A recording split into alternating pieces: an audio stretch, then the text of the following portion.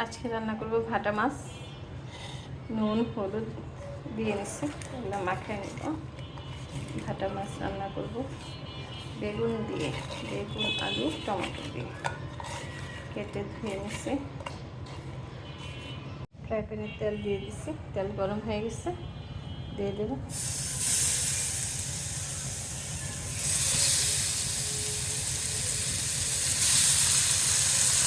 ভেজে তারপরে রান্না করব।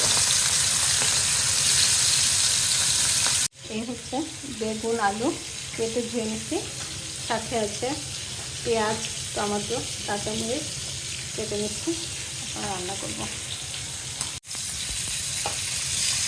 উল্টে দেব,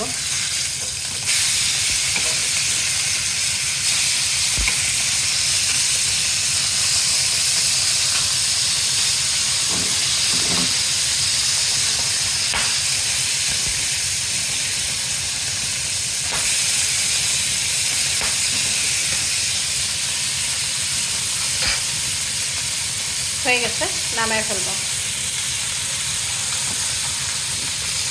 কড়াই বসিয়ে দিচ্ছি, দিয়ে দিচ্ছি তেল, তেল গরম হয়ে গেছে। এখন এটার মধ্যে দিয়ে দেবো পেঁয়াজ,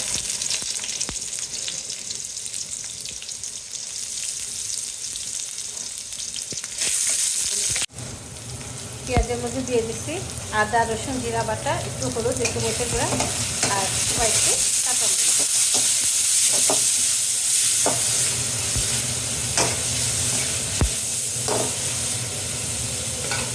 দিয়ে দেবো একটু পানি, দিয়ে দেবো স্বাদ অনুযায়ী লবণ,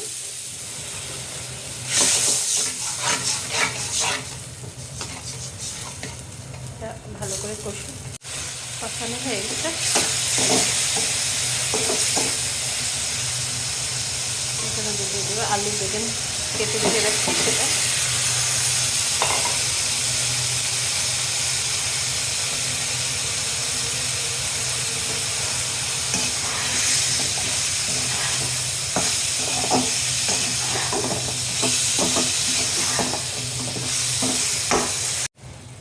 কষানো হয়ে গেছে আলু বেগুন। এটার মধ্যে আমি দিয়ে দেবো ঝোল,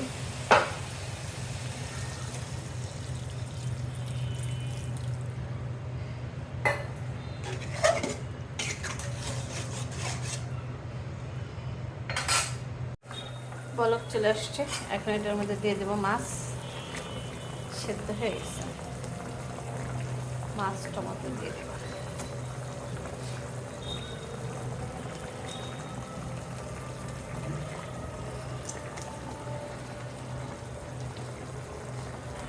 দিয়ে দেবো টমেটো,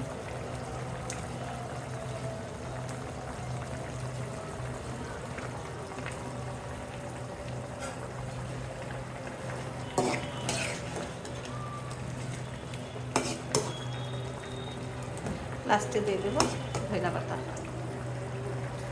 ভাটা মাছের বেগুন আলু টমেটো দিয়ে মাখা মাখা ঝোল